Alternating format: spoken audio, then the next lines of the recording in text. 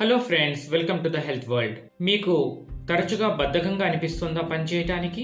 అలసటగా అనిపిస్తోందా? తరచూ body pains తోటి జలుబుతో సఫర్ అవుతున్నారా? అయితే మీకు ఈ విటమిన్ డెఫిషియన్సీ ఖచ్చితంగా ఉన్నట్టే. అదేదో కాదండి, అది సూర్యదేవుడు మనకు ఫ్రీగా ఇచ్చే విటమిన్ డి. ఈ విటమిన్ డి డెఫిషియన్సీ మనం సైలెంట్ డెఫిషియన్సీ అంటుంటారు. ఎందుకంటే తరచుగా మనం ఈ డెఫిషియన్సీ వల్ల వచ్చే లోపాలని వేరే సమస్యలతో పోల్చుకుని తప్పుగా ఊహించుకుంటూ ఉంటాం. తరచూ మనం అలసటగా ఫీల్ అయ్యి ఎనర్జీలెస్గా అనిపిస్తోందా? పనిచేయడానికి మూడ్ రావటం లేదా? సో దానికి కారణం ఈ విటమిన్ డి డెఫిషియన్సీనే. తరచూ మనం జలుబు, దగ్గు, తలనొప్పితో బాధపడుతున్నామా? మైల్డ్ ఫీవర్స్ ఈజీగా అటాక్ అవుతున్నాయా? దానికి కారణం ఈ విటమిన్ డి డెఫిషియన్సీనే.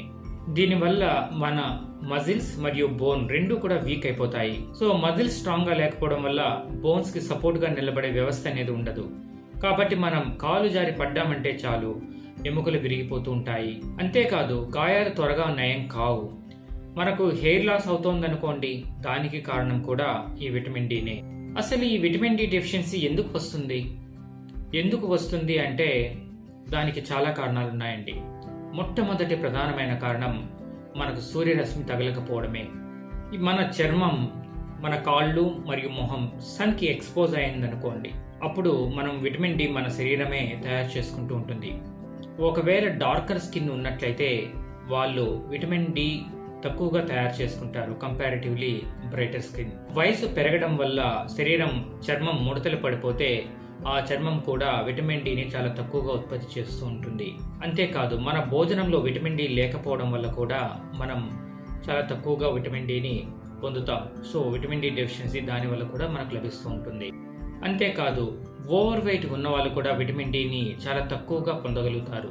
మరియు కొంతమందిలో ఈ స్టమక్లో కానీ పేగుల్లో కానీ ఈ అబ్జార్ప్షన్ కెపాసిటీ తగ్గిపోతూ ఉంటుంది. ఆ ప్రాబ్లమ్స్ ఉన్న వాళ్ళలో కూడా ఈ విటమిన్ డి డెఫిషియన్సీస్ తరచుగా మనం అబ్జర్వ్ చేస్తూ ఉంటాం. మరి విటమిన్ డిని పొందడం ఎలాగా? సో విటమిన్ డిని పొందడం ఎలాగా అంటే మనం సన్లైట్కి డైరెక్ట్గా ఒక 10 to 20 మినిట్స్ ఎక్స్పోజ్ అయ్యామనుకోండి, దాని ద్వారా మనకు విటమిన్ డి అనేది లభిస్తుంది. కానీ అది సఫిషియెంట్గా మనకు మన బాడీ రిక్వైర్మెంట్స్కి పర్ డే సరిపోతుందా అంటే అది కరెక్ట్గా చెప్పలేము. ఎందుకంటే స్కిన్ టోన్ని బట్టి, లొకేషన్ని బట్టి, సీజన్ని బట్టి, మన ఏజ్ని బట్టి కూడా ఈ డి విటమిన్ అబ్జార్ప్షన్ అనేది లెవెల్స్లో మార్పు ఉంటుంది. మరి ఫుడ్ ద్వారా మనం విటమిన్ డిని ఎలా తీసుకోవాలి అంటే ఫుడ్ ద్వారా 3 ఫుడ్ సోర్సెస్ ఉన్నాయండి. ఒకటి ఫిష్, రెండవది మిల్క్, మూడవది ఎగ్. సో ఈ మూడిటి ద్వారా మనకు విటమిన్ డి అనేది లభిస్తుంది. అయితే సూర్యరశ్మి, లేకపోతే ఈ 3. కాకపోతే ఈ 3 కూడా నాన్ వెజిటేరియన్కి సంబంధించినటువంటి ఫుడ్. సో మిల్క్ అనేది అందరూ తాగుతారు, అది పర్టికులర్గా నాన్ వెజిటేరియన్ మనం కేటగరైజ్ చేయలేము. కాకపోతే మిల్క్లో చాలా తక్కువగా ఉంటుంది విటమిన్ డి. మనకు జున్ను పాలలో మన బాడీకి తగినంత విటమిన్ డి మనకు లభ్యమవుతూ ఉంటుంది. సో జున్ను పాలు అంత విరివిగా మనకు దొరకవు కదండి.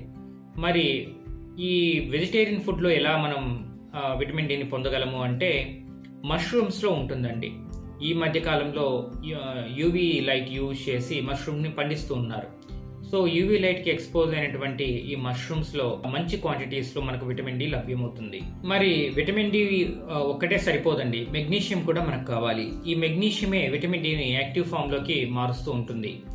సో ఈ మెగ్నీషియం మనకు తరచుగా మనం భోంచేసే ఆకుకూరలు, కూరగాయలు మరియు నట్స్ అండ్ సీడ్స్లో లభ్యమవుతూ ఉంటుంది. మనం సప్లిమెంట్స్ ద్వారా కూడా తీసుకోవచ్చు. కానీ సప్లిమెంట్స్ ద్వారా డెఫిషియన్సీ మనకు ఉన్నట్లయితే అది డాక్టర్సే రికమెండ్ చేస్తూ ఉంటారు. ఎందుకు అంటే ఎంత క్వాంటిటీ మనకు అవసరం అవుతుంది అనేది నిర్దేశించబడి ఉంటుంది. మన డెఫిషియన్సీ ఎంత ఉంది, దానికి తగినంత సప్లిమెంట్ అనేది మనం తీసుకోవాల్సి ఉంటుంది. సో అది క్యాలిక్యులేటెడ్ అమౌంట్. మనం అలా కాకుండా మన ఓన్ డెసిషన్ తోటి ఎక్కువ డి విటమిన్ ఉన్న టాబ్లెట్స్ మనం తీసుకున్నట్లయితే అది అనారోగ్య సమస్యలకు దారితీస్తుంది. సో ఈ విషయంలో కాస్త జాగ్రత్తగా ఉండడం చాలా అవసరం. సో మోస్ట్ కేసెస్లో మనకు ఆహారంలో మార్పులు చేసుకుంటే సరిపోతుందండి. మనం ఫ్యాటీ ఫిష్, తర్వాత మిల్క్, ఈ ఎగ్స్, ఈ మష్రూమ్స్ తిన్నట్లయితే సరిపోతుంది. లేదు అంటే కాస్త సన్లైట్లో తిరిగినట్లయితే కూడా మనకు విటమిన్ డి పుష్కలంగా లభిస్తుంది. మన బోన్స్ గట్టిగా బలంగా ఉండాలి అంటే ఈ విటమిన్ డి చాలా అవసరం అండి. మరి బోన్స్ నిర్మితమయ్యేది ఫాస్ఫరస్ మరియు కాల్షియంతో కదా. మరి విటమిన్ డి ఏ విధంగా హెల్ప్ చేస్తుంది అంటే ఈ ఫాస్ఫరస్ మరియు కాల్షియం అబ్జార్బ్ చేసుకోవడంలో విటమిన్ డి ప్రధానమైన పాత్ర వహిస్తుంది. సో ఎప్పుడైతే కాల్షియం మరియు ఫాస్ఫరస్ అబ్జార్బ్ అవుతాయో సఫిషియెంట్ క్వాంటిటీలో మన బోన్స్ చాలా స్ట్రాంగ్గా మారుతాయి. ఒకవేళ మనము విటమిన్ డి సఫిషియెంట్ అమౌంట్లో మనం తీసుకోకుండా దాన్ని ఇగ్నోర్ చేసినట్లయితే అది చాలా ప్రమాదానికి దారితీస్తుంది. ఇప్పుడు విటమిన్ డి డెఫిషియన్సీ వల్ల మనకు ఏ లోపాలు వచ్చాయో మనం చర్చించుకున్నాం కదండి. సో మూడ్ సరిగా ఉండకపోవడం, బద్ధకంగా ఉండడం, ఇవన్నీ తేలికపాటి డెఫిషియన్సీస్. సో వాటిని మనం ఇగ్నోర్ చేసామనుకోండి, సో ఏం జరుగుతుంది అంటే ఓవర్ టైం పీరియడ్ మన బోన్స్ చాలా సాఫ్ట్గా మారిపోతాయి. అంతేకాదు బోలుగా అయిపోతాయి. దాన్ని ఆస్టియోపోరోసిస్ అంటుంటాం. సో ఎక్కడైనా సరే చిన్నగా కాలు జారి పడ్డా కూడా ఎముకలు విరిగిపోతుంటాయి. విరిగిన ఎముకలు అంత ఈజీగా అతుక్కోవు. సో ఇది చాలా పెద్ద ప్రమాదానికి దారితీస్తుంది. ముఖ్యంగా మనిషి పనితీరులో మార్పు రావాలన్నా, పనితీరు మెరుగుపడాలన్నా, మనం ఎఫిషియెంట్గా వర్క్ చేయాలంటే కూడా ఈ విటమిన్ డి చాలా అవసరం. మన మూడ్ సరిచేసి మనం ఏదైనా పని చేయడానికి ఇంట్రెస్ట్ కలిగించే అద్భుతమైనటువంటి విటమిన్ ఇది. సో ఈ విటమిన్ డెఫిషియన్సీ వల్ల మనకు ఏ ప్రమాదాలు తలెత్తాయో మనం చర్చించుకున్నాం కదండి. ఈ కంటెంట్ మీకు నచ్చినట్లయితే మన ఛానల్ని సబ్స్క్రైబ్ చేసుకుని 10 మందికి షేర్ చేయండి. Thank you.